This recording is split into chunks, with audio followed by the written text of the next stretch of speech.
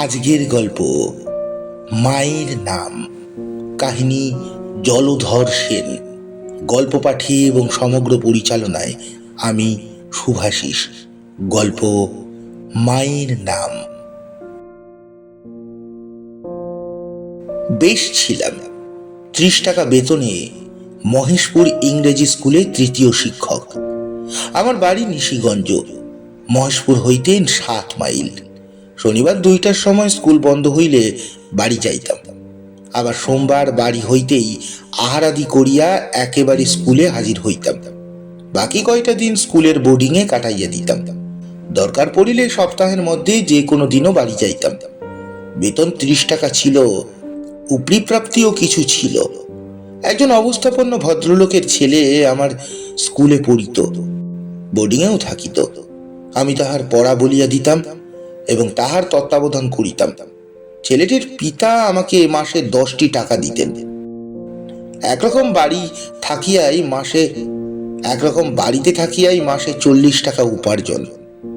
এলেফেল ভদ্রলোকের পক্ষে যথেষ্ট। তার অধিক আশা করিতে গেলে মুরব্বির জোর চাই। আমার তাহা ছিল না। নিজের কুলে তো নয়ই, শ্বশুর কুলে বা মাতামহ কুলেও তেমন কেহ ছিলেন না। সকলেই আমার মতোই গরিব। আমারই মতো কেহই বা স্কুলের মাস্টার, কেহ বা পণ্ডিত, কেহ বা সামান্য কেরানি। আমার সংসারও বড় ছিল না। আমার মা,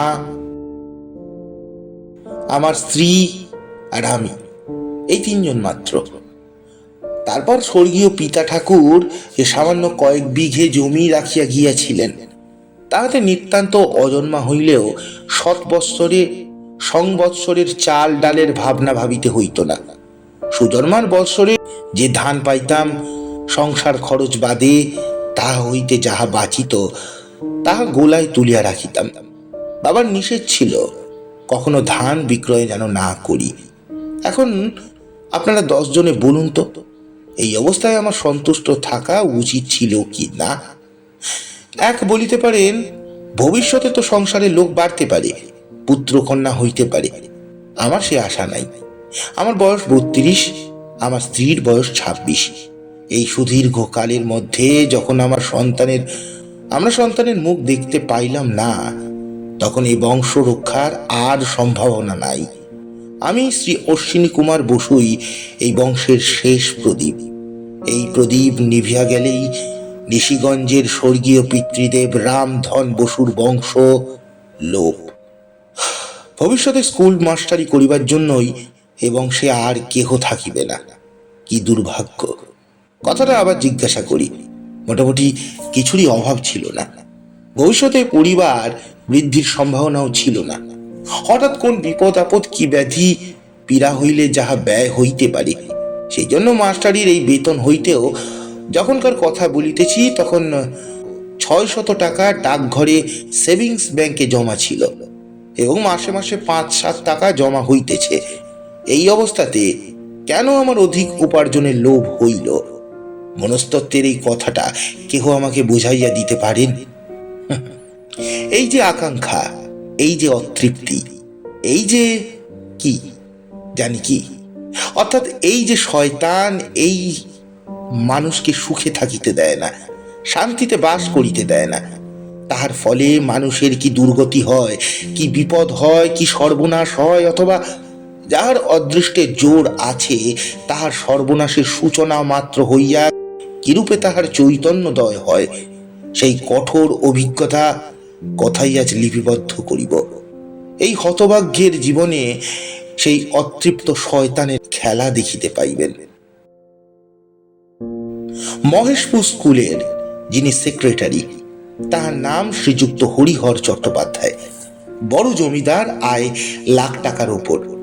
পাড়াগায়ে লাখ টাকা আয়ের জমিদার রাজার হালে থাকে। হরিহর বাবুর খুব নাম ডাক, প্রতাপও কম নয়।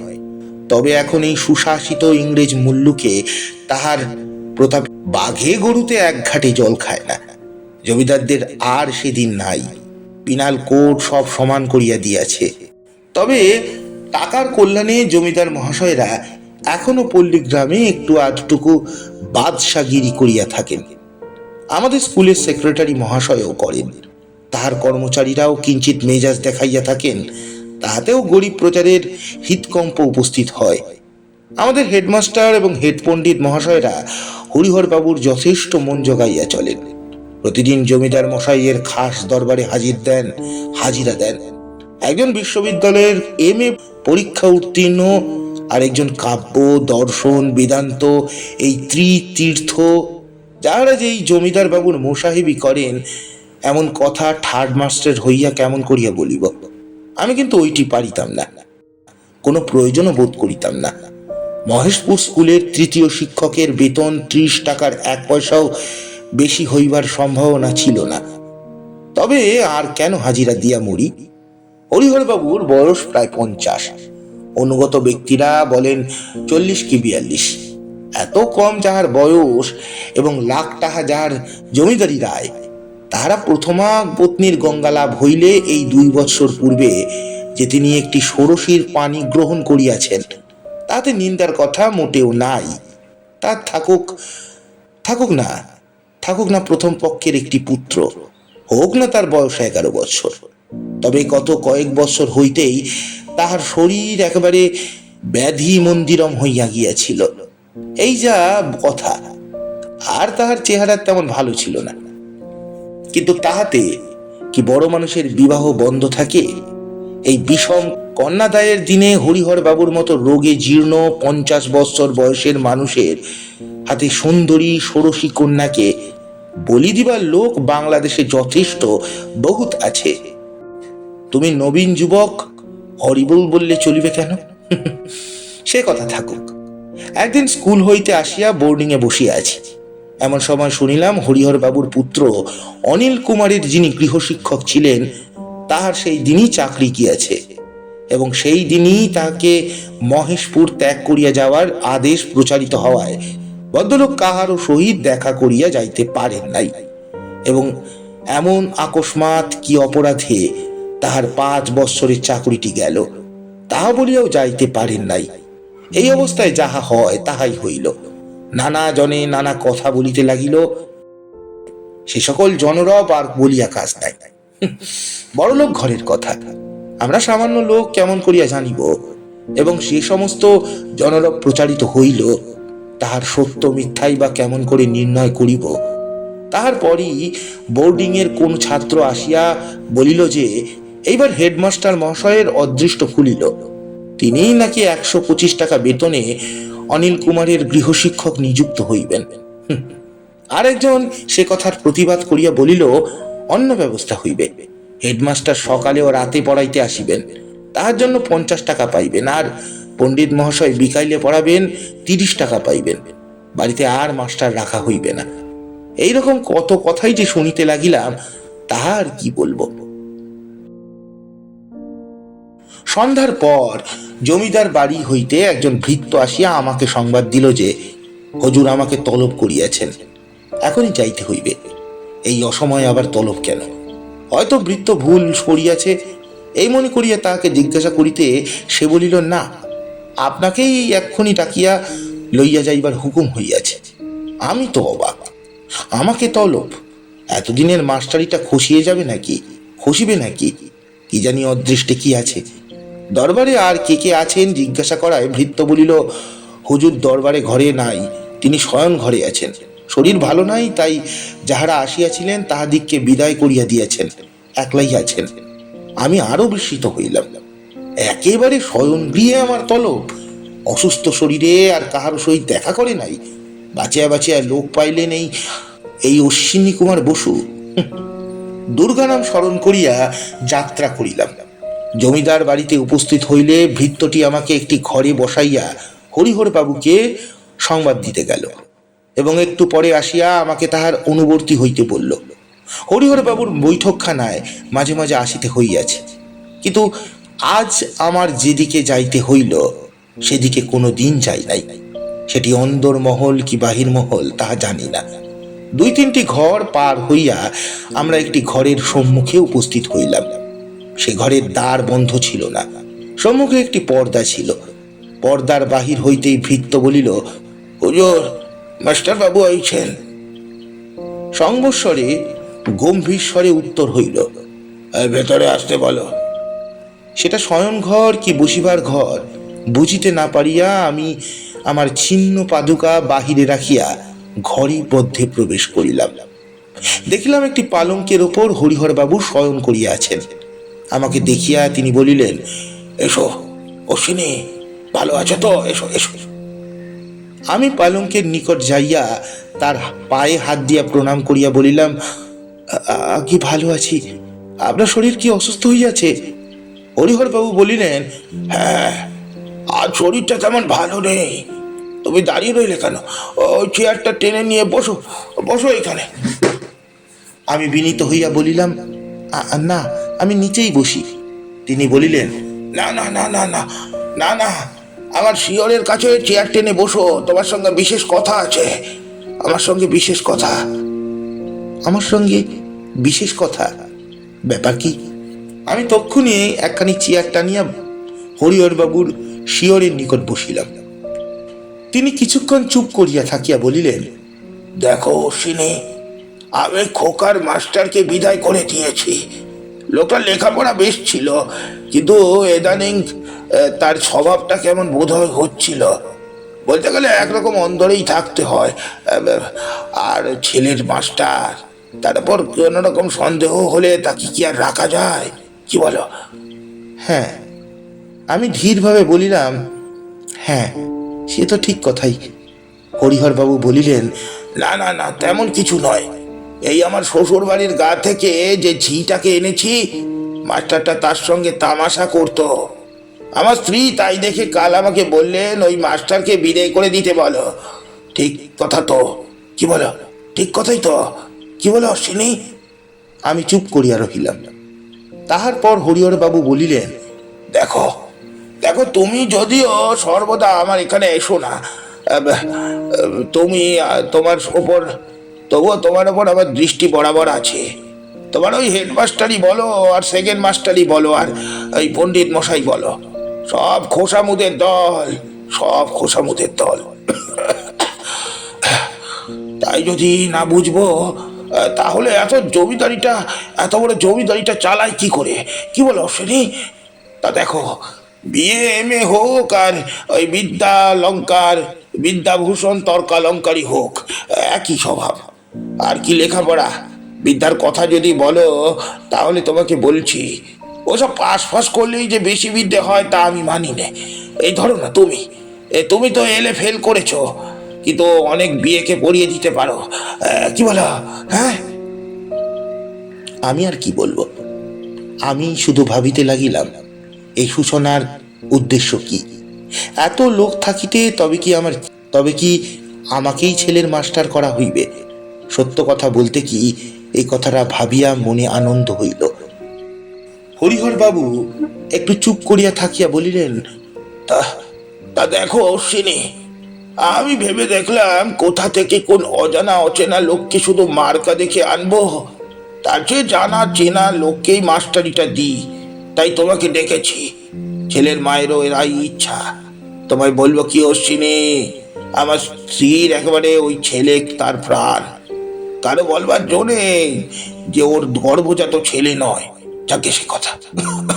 দেখো, তোমাকে ভার নিতে হচ্ছে, কিন্তু স্কুলে আরেকজন মাস্টার দেওয়া হবে। তা তুমি তো স্কুলে 30 টাকা মাইনে পাচ্ছ, আমরা তোমাকে ডবল 60 টাকা দেব। তাছাড়া খাওয়া দাওয়া, ধোপা নাপিত, সময় মতো কাপড় চোপড়, সব আমাদের জিমা। কি বলো অশ্বিনী? আমি বললাম, আমি স্কুলে 30 টাকা পাই, আর একটা ছেলে পড়িয়ে 10 টাকা পাই। তারপর আমার কথায় বাধা দিয়ে হরিহরবাবু বললেন, হ্যাঁ, মোটে 20 টাকা বাড়ছে বলে? মোটে 20 টাকা বাড়ছে বলে? না, তোমার তো আপত্তি? আর থাক থাক থাক যাক, সেই মাস্টারকে 75 টাকা দিতাম, তোমাকে তাই দেবো। তারপর ছেলেটাকে যদি মানুষ করতে পারো, চিরদিন এই সংসারে কেটে যাবে। কি বলো? আমি বললাম, আমার বাড়িতে কেউ নেই, আমাকে প্রতি শনিবার বাড়ি যেতে হয়, আর সোমবার আসতে হয়। হরিহরবাবু বললেন, সে তো একটা কথা বটে। তা তুমি একটু বসো অশ্বিনী, একটু বসো, আমি অন্দর থেকে আসছি, এক্ষুনি আসবো। এই বলিয়া হরিহরবাবু পালঙ্ক হইতে নামিয়া অন্দরে চলিয়া গেলেন। 75 টাকা বেতন। কোনো হিসাবপত্র, কোনো খরচপত্র নাই। ৭৫ টাকাই ঘরে যাইবে। এ কি কম প্রলোভন? হিসাব করিলে যে অন্য স্থানের ১০০ টাকা বেতনের সমান। এ কি সামান্য কথা? আমি LFL, মহেশপুর স্কুলের 3rd মাস্টার, ৩০ টাকা বেতন। আর যে ১০ টাকা পাই সে আজ আছে কাল নাই।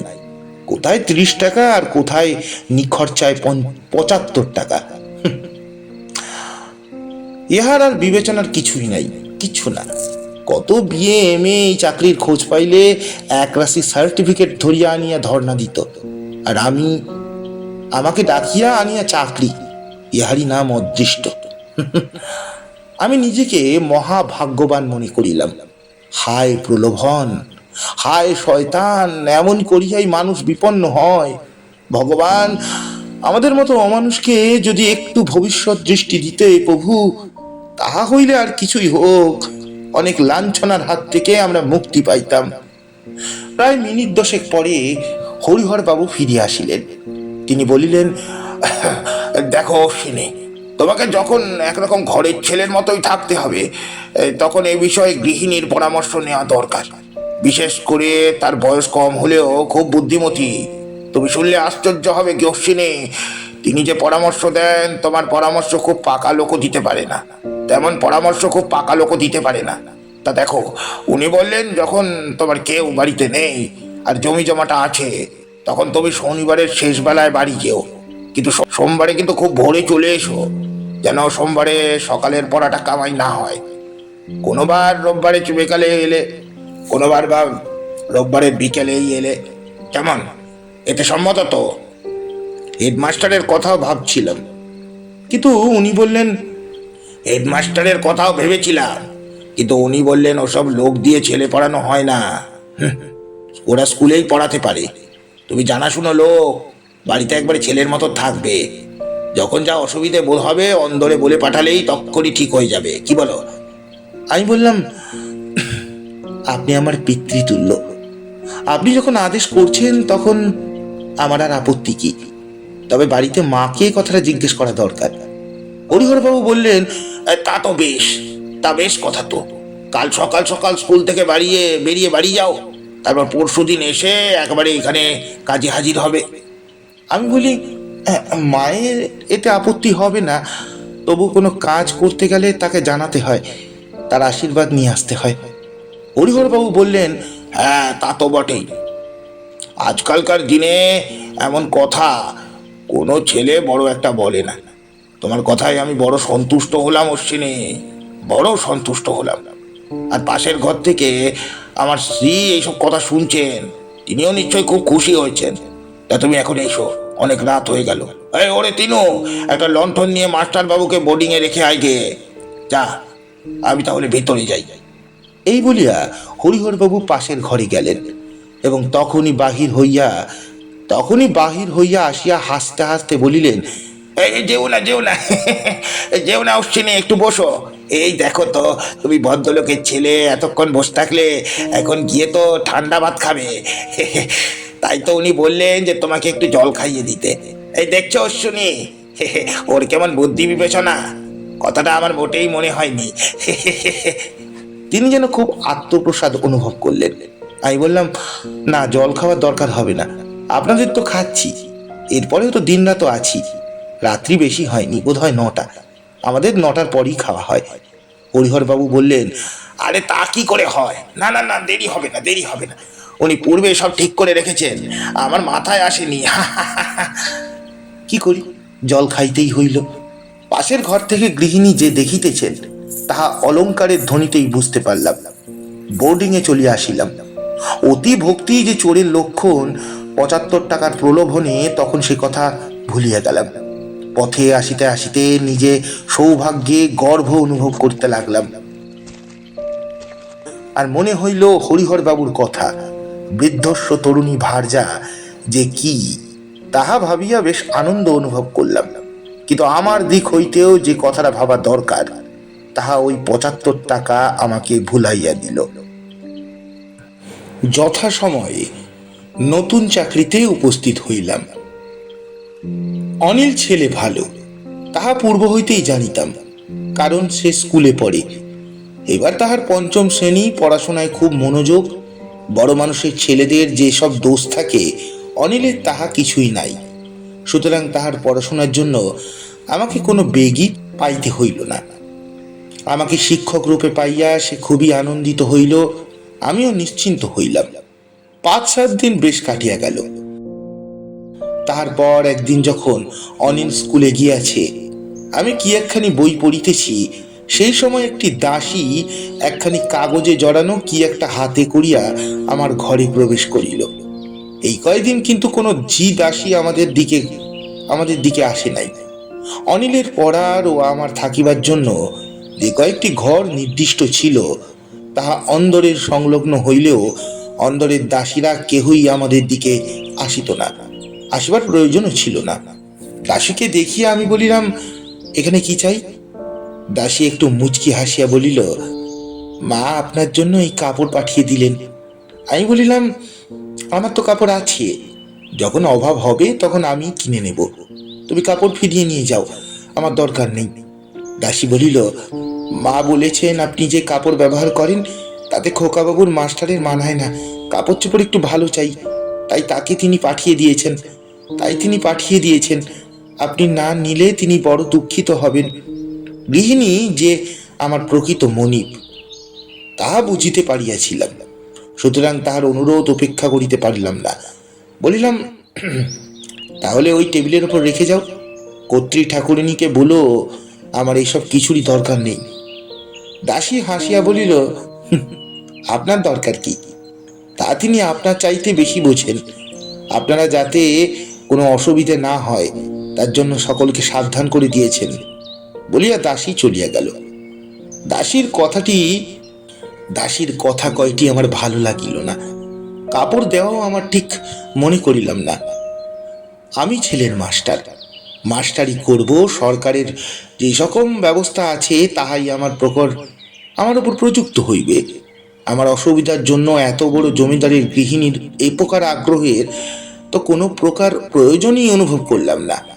তবে পূর্বের মাস্টারের হঠাৎ বিদায় দান সম্বন্ধে বাইরের কুলোকে যে কটাক্ষ করিয়াছিল, তাহার কি কিছু ভিত্তি আছে? ছি, অমন কথা মনেও করিতে নাই। কর্তা ঠাকুরানীর গরিব ঘরের মেয়ে, গরিবের দুঃখ খুব বোঝে। আমাকে দরিদ্র মনে করিয়া দয়া পরবশ হইয়া তিনি আমার সুবিধার কথা খোঁজ লইয়াছেন এবং কাপড় পাঠাইয়াছেন। সম্ভ্রান্ত ভদ্র মহিলা এমন অন্যায় কথা, এমন পাপের কথা মনে করিলেও অধর্ম হয়। মনকে তাহাই বুঝাইতে লাগিলাম। কিন্তু পরদিন দ্বিপ্রহরে আবার সেই দাসী আসে উপস্থিত। সে বলিল, মাস্টার মশাই, মা জানতে পাঠাইলেন আপনার কোনো অসুবিধে হচ্ছে না তো? আমি বললাম, কিচ্ছু না, তাকে বলো আমি গরিব মানুষ, এখানে রাজার হালে আছি, আমার কোনো অসুবিধাই নেই। হাসিয়া বলিল, আমি সেই কথাই বলি, তিনি কি শোনেন? তিনি সারা দুপুর শুধুই বলেন, যা দেখে আয় মাস্টার কি করছেন, যা শুনে আয়, তার তো কোনো অসুবিধা হচ্ছে না। আমি কি আর সববার আসি? এদিক ওদিকে ঘুরে গিয়ে যা হয় একটা বলি। তা যা বলুন মাস্টার মশাই, আপনার অদৃষ্ট ভালো। মায়ের নজরে যখন পড়েছেন তখন বুঝে চলতে পারলে আপনাকে পায় কে? কথা তো মায়ের হাতের মধ্যে, আর বুড়া মানুষের কি চোখ আছে? মা তাকে যেদিকে ফেরাবেন তিনিও সেদিকে ফিরবেন। যাই, তিনি হয়তো ওই জানলার ধারেই বসে আছেন। চলিয়া গেল। আমার মাথায় যেন বজ্রপাত হলো। তা হইলে যাহা কাল ভাবিয়াছি তাহা তো মিথ্যা নহে। এখন উপায়? হায় আমার দুর্ভাগ্য! 75 টাকার লোভে কি করিলাম। যেদিন হরিহর বাবু আমাকে নিযুক্ত করিয়াছিলেন সেই দিনের সব কথা আমার মনে হইল।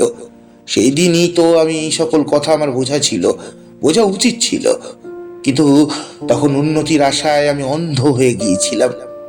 সম্ভ্রান্ত গৃহের মহিলা সম্বন্ধে কোনো অন্যায় কথা তো তখন আমার মনে আসে নাই। এই 32 বছর বয়সের মধ্যে এমন কথা তো কখনো শুনি নাই। বইয়ে পড়িয়াছি বটে, কিন্তু তাহা কল্পনা বলিয়াই মনে করিয়াছি। সত্যই যে ভদ্রমহিলা এমন হইতে পারে তাহা আমি কোনোদিনই ভাবি নাই। ছি, এইসব কথা মনে করিলেও যে মন কলুষিত হয়। কিন্তু এখন উপায় কি? আমি আর স্থির হইয়া বসিয়া থাকিতে পারলাম না। আমার মনের ভিতর তখন আগুন জ্বলিতেছিল। আমি উঠিয়া ঘরের মধ্যে ঘুরিয়া বেড়াইতে লাগিলাম। হঠাৎ আমার দৃষ্টি অন্দরের দিকে পড়িল। দেখিলাম অন্দরের দিকে একটি জানলার সম্মুখে একটি অপূর্ব সুন্দরী দাঁড়াইয়া আছে। তাহার দৃষ্টি যে অন্যদিকে নিবদ্ধ ছিল। কি অপরূপ রূপ, কি অনুপম রূপ, কি মোহিনী প্রতিমা! মানুষের যে এমন রূপ থাকে, সে রূপে যে এত মাধুর্য থাকে, তাহা তাহা তো আমি কোনো দিন দেখি নাই। হা, রূপ বটে, দেখিবার বস্তু বটে। আমি তখন আত্মবিস্মৃত হইলাম। যেখানে দাঁড়াইয়াছিলাম সেখান হইতে নড়িতে পারলাম না। সেই স্থানে দাঁড়াইয়া সেই অতুলনীয় রূপরাশি দেখিতে লাগিলাম। হঠাৎ তিনি মুখ ফিরাইলেন, চারিচক্ষু সম্মিলিত হইল। তারপর একটু হাসিয়া তিনি জানলার অন্তরালে গেলেন। আমার তখন সংজ্ঞা ফিরিয়া আসিল। আমি আর সেইখানে দাঁড়াইলাম না, সরিয়া আসিয়া একখানি চেয়ারে বসিয়া পড়িলাম। আমার চক্ষুর সম্মুখে সেই রূপী ভাসিয়া বেড়াইতে লাগিল। হৃদয়ের মধ্যে সেই হাসি তৃপ্তি পাইতে লাগিল। আমি যেন কেমন হইয়া গেলাম। তারপর কত কথা ভাবিতে লাগিলাম, কত সুখের কথা, কত কত ভোগের কথা, কত মাথা মুন্ডু। সে কথা আর প্রকাশ করিয়া কাজ নাই। এখন সে কথা বলিতেও যে আমার প্রাণ কেমন করে। সে রাত্রে আর খোকাকে পড়াইতে পারলাম না। শরীর অসুস্থ হইয়াছে বলিয়া অনাহারে শয়ন করিলাম। খোকা বাড়ির মধ্যে চলিয়া গেল। আমার আর নিদ্রা নাই। কত কি ভাবিতে লাগিলাম, তাহা এতদিন পরে বলিতে পারিতেছি না। রাত্রি যখন প্রায় 10টা, তখন সেই দাসী চোরের মতো ধীরে ধীরে আমার কক্ষে প্রবেশ করিয়াও করিল এরূপ আমার বিছানার পার্শ্বে আসিয়া অনুচ্চ স্বরে বলিল, মাস্টার বাবু, কি ঘুমোচ্ছেন? আমি মাথা তুলিয়া বলিলাম, না, ঘুম হচ্ছে না। তুমি এত রাতে কেন? দাসী বলিল, আর এত রাত্রে? এখন বলুন, কি করবেন? কাল সকালেই আমাকে খবর দিতে হবে। আমি বলিলাম, হ্যাঁ, কি খবর? দাসী হাসিয়া বলিল, আর কি করবেন, নিমন্ত্রণ নিলেন তো? আমি বললাম, হ্যাঁ, কই, কেউ তো আমাকে নিমন্ত্রণ করেনি। দাসী রহস্য করিয়া বলিল, চোখ দুটো তখন কোথায় ছিল? আমি বলিলাম, পত্রের দ্বারা নিমন্ত্রণ না করলে আমি নিমন্ত্রণ গ্রহণ করব না, এই কথা বলো। দাসী বলিল, বেশ, তাই হবে, কাল নিমন্ত্রণ পত্র পাবেন। তখন কিন্তু নরকের পথে যাইবার জন্য প্রস্তুত হইয়াই নিমন্ত্রণ পত্র চাহিয়াছিলাম। রূপের মোহে তখন আচ্ছন্ন হইয়া পড়িয়াছিলাম, কিন্তু ওই নিমন্ত্রণ পত্রই আমাকে বাঁচাইয়াছিল, আমার রক্ষা কবচ স্বরূপ হইয়াছিল। ভালো মন্দের দ্বন্দ্বে সমস্ত রাত্রি কাটিয়া গেল। কেহই পরাজয় স্বীকার করিল না। তবে সত্য বলিতে কি, মন্দের প্রলোভনই জয় অনিবার্য বলিয়া বোধ হইল। পরদিন খোকা যখন স্নান আহারের জন্য অন্তঃপুরে গিয়াছে, সেই অবকাশে দাসী আসিয়া নিমন্ত্রণ পত্র দিয়া গেল। রঙিন সুদৃশ্য খামখানি হাতি পড়িতে একটা সুবাস অনুভব করলাম। পত্রখানি নাসিকার নিকটে লইয়া আসিলাম। গন্ধে ভুরভুর করছে। এসেন্স মিশানো কালিতে লেখা। পত্র খুলিলাম। অক্ষরগুলো সুস্বাদ, বানান ভুলও বেশি নেই। পাঠ করিতে লাগিলাম। কথাগুলো যেন অদেহিনী সুরা আমার মস্তিষ্কে প্রবেশ করিয়া আমায় পাগল করিয়া মাতাল করিয়া তুলিল। সুখের আবেশে আমি বিভোর হইয়া পড়িলাম। পত্রখানি শেষাংশে পৌঁছিয়া স্বাক্ষর নামটিতে দৃষ্টি পড়িবা মাত্র আমার সে সুখের নেশা তৎক্ষণাৎ ছুটিয়া গিয়া আমার সমস্ত দেহ মন অসীম লজ্জার প্রচন্ড ধিক্কারে ভরিয়া উঠিল। পূর্বে এই শয়তানির নাম আমি জানতাম না। দেখিলাম সে নাম, যে নাম ইহ জগতে আমার নিকট সর্বাপেক্ষা মূল্যবান, আমার চিরজীবনের সর্বাপেক্ষা ভক্তি, শ্রদ্ধা ও পূজার জিনিস, আমার মায়ের নাম। পত্রের প্রতি শব্দ যেন আমাকে প্রবলভাবে বেত্রাঘাত করিতে লাগিল। কর্তব্য স্থির করিতে এক মুহূর্ত বিলম্ব হইল না। কে যেন আমার হৃদয়ে অমিত বল সঞ্চার করিল, কে যেন আমার গন্তব্য পথ স্থির করিয়া দিল। আমি তৎক্ষণাৎ জামা চাদর লইয়া একবারে হরিহর বাবুর নিকট উপস্থিত হইলাম। তিনি তখন কার্যান্তরে ব্যস্ত ছিলেন। আমার আর অপেক্ষা সহিল না। আমি তাহাকে বলিলাম, হরিহর বাবু, আপনাকে একটু উঠে আসতে হচ্ছে একটা বিশেষ কথা আছে। আমার মুখের দিকে চাহিয়া এবং আমার কথা শুনিয়া তিনি তৎক্ষণাৎ আমাকে লইয়া পাশের ঘরে গিয়া জিজ্ঞেস করলেন, কি অশ্বিনী, কি ব্যাপার কি? আমি অতি নম্রভাবে বলিলাম, আমি বাড়ি চললাম, চাকরি করব না, আর মহেশপুরেও আসবো না। হরিহরবাবু বললেন, কেন কেন কি হয়েছে কি? আমি বলিলাম, মাতৃ আজ্ঞা। হরিহরবাবু বলিলেন, এমন হঠাৎ কারণ কি হলো, শুনতে পাইনি? আজ্ঞে না, বলিয়া আমি পাপপুরি পরিত্যাগ করলাম। নির্জন পথে পত্রখানা টুকরো টুকরো করিয়া ছিড়িয়া পার্শ্বস্থিত একটি পচা ডোবায় ফেলিয়া দিলাম। তাহার পর সেই জমিদার বাড়িতে কি হইয়াছিল সে কথা হিন্দু ছেলের সতী মায়ের পুত্রের বলিতে নাই। সমাপ্ত। গল্পটি আপনাদের কেমন লাগলো অবশ্যই জানাবেন। গল্পটি ভালো লাগলে লাইক, কমেন্ট, সাবস্ক্রাইব ও শেয়ার করে আমাকে সাপোর্ট করতে ভুলবেন না। নমস্কার।